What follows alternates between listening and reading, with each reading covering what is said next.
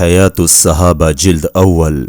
मजमून हुजूर सल्लल्लाहु अलैहि वसल्लम के उन अखलाक और अमाल के किस्से जिनकी वजह से लोगों को हिदायत मिलती थी। हजरत ज़ैद बिन सोअना रदियल्लाहु अन्हु के इस्लाम लाने का किस्सा, जो कि यहूदियों के बड़े आलिम थे। बिस्मिल्लाहिर्रहमानिर्रहीम। हजरत अब्दुल्लाह बिन सलाम रदियल्लाहु अन्हु फरमाते हैं कि जब अल्लाह ने हजरत ज़ैद बिन सोअना को हिदायत से नवाजने का इरादा फरमाया तो हजरत ज़ैद बिन सोअना ने अपने दिल में कहा कि हुजूर सल्लल्लाहु अलैहि वसल्लम के चेहरे पर निगाह पड़ते ही मैंने नबूवत की तमाम निशानियों को हुजूर सल्लल्लाहु अलैहि वसल्लम के चेहरे पे पा लिया था। लेकिन दो निशानियां ऐसी है जिनकी मैंने आप में अभी तक आजमाया नहीं है। एक तो ये कि नबी की बुर्दबारी उसके जल्द गुस्सा में आ जाने पर गालिब होती है। दूसरे ये कि नबी के साथ जितना ज्यादा नादानी का मामला किया जाएगा उसकी बुर्दबारी उतनी बढ़ती जाएंगी। चुनांचे एक दिन आप हुजरे से बाहर तशरीफ लाए। आपके साथ हजरत अली बिन अबी तालिब रदियल्लाहु अन्हु भी थे। आपके पास एक आदमी ऊँटनी पर सवार होकर आया जो देखने में बद्दू मालूम होता था। उसने कहा, ए अल्लाह के रसूल, फला कबीले की बस्ती में मेरे कुछ साथी मुसलमान हो चुके हैं। मैंने उनसे कहा था कि अगर वो इस्लाम कबूल कर लेंगे तो उन पर रोजी फैला दी जाएंगी, लेकिन अब तो वहाँ कहत साली आ गई है और बारिश बिल्कुल नहीं हो रही है। ए अल्लाह के रसूल, मुझे इस बात का खतरा है कि जैसे वो लालच में आकर इस्लाम में दाखिल हुए उसी तरह लालच में आकर कहीं वो इस्लाम से निकल न जाए। अगर आप मुनासिब समझे तो उनकी मदद करने के लिए कुछ भेज दे। आपके पहलू में जो आदमी था, आपने उनकी ओर देखा। मेरा ये ख्याल है कि वो हजरत अली थे। तो उस आदमी ने कहा कि ए अल्लाह के रसूल सल्लल्लाहु अलैहि वसल्लम, इस माल में से कुछ नहीं बचा। हजरत ज़ैद बिन सोअना फरमाते हैं कि मैंने आपके करीब जाकर कहा, ए मोहम्मद, अगर आप चाहे तो मैं पैसे आपको अभी दे देता हूँ और उसके बदले में आप फला कबीले के बाग की इतनी खजूरें मुझे फला वक्त तक दे दे। आपने फरमाया, ठीक है, लेकिन किसी के बाग को तय न करो। मैंने कहा, चलो ठीक है। चुनांचे आपने मुझसे सौदा कर लिया। मैंने अपनी कमर से हिमियानी खोली और इन खजूरों के बदले में आपको 80 मिस्काल सोना दे दिया। आपने वो सारा सोना उस आदमी को दे दिया और उससे फरमाया, लो, ये इनकी मदद के लिए ले जाओ और इनमें बराबर बराबर बांट देना।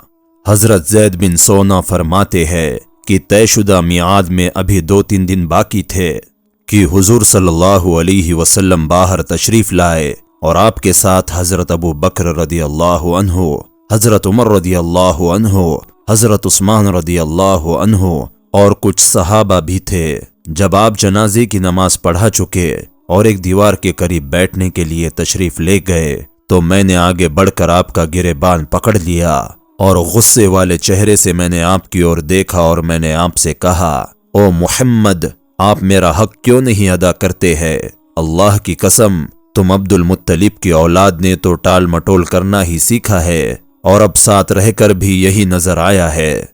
इतने में मेरी नजर हजरत उमर पर पड़ी। गुस्से के मारे उनकी दोनों आंखें गोल आसमान की तरह घूम रही थी। उन्होंने मुझे घूर कर देखा और कहा, ए अल्लाह के दुश्मन, तू अल्लाह के रसूल को वो बातें कह रहा है जो मैं सुन रहा हूँ और उनके साथ वो सुलूक कर रहा है जो मैं देख रहा हूँ। अगर आपकी मजलिस के अदब का ख्याल न होता तो अभी अपनी तलवार से तेरी गर्दन उड़ा देता। हुजूर सल्लल्लाहु अलैहि वसल्लम मुझे बड़े सुकून और इत्मीनान से देख रहे थे। आपने फरमाया, ए उमर, मुझे और इसे जल्दी किसी और चीज की जरूरत थी। मुझे तो तुम अच्छी तरह और जल्दी अदा करने को कहते और इससे जरा सलीके से मांग रखने को कहते। ए उमर, इन्हें ले जाओ और जितना इनका हक बनता है वो भी इनको दो और जो तुमने इनको धमकाया है इसके बदले में 20 सा खजूर और दो। हजरत ज़ैद फरमाते हैं कि हजरत उमर मुझे ले गए और जितनी मेरी खजूरें थी वो भी मुझे दी और 20 सा खजूरें ज्यादा भी दी। मैंने कहा, ये ज्यादा खजूरें क्यों दे रहे हो? हजरत उमर ने कहा कि मुझे हुजूर सल्लल्लाहु अलैहि वसल्लम ने फरमाया था कि मैंने जो तुमको धमकाया है उसके बदले में तुमको और खजूरें भी दूं। मैंने कहा, ए उमर, क्या तुम मुझको जानते हो? हजरत उमर रदियल्लाहु अन्हु ने कहा, नहीं। मैंने कहा, मैं ज़ैद बिन सोअना हूँ। حضرت عمر رضی اللہ عنہ نے کہا وہ یہودیوں کے بڑے عالم؟ میں نے کہا ہاں وہی۔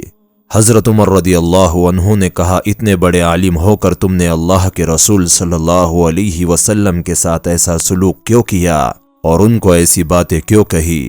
میں نے کہا اے عمر، حضور صلی اللہ علیہ وسلم کے چہرے پر نگاہ پڑتے ہی میں نے نبوت کی تمام نشانیوں کو حضور صلی اللہ علیہ وسلم کے چہرے میں پا لیا تھا، لیکن دو نشانیاں ایسی تھی جن کو میں نے آپ میں ابھی تک آزمایا نہیں تھا۔ ایک یہ کہ نبی کی بردباری اس کے جلد غصہ میں آ جانے پر غالب ہوتی ہے، دوسری یہ کہ نبی کے ساتھ جتنا نادانی کا معاملہ کیا جائے گا اس کی بردباری اتنی بڑھتی جائیں گی، اور اب میں نے ان دونوں باتوں کو آزما لیا ہے۔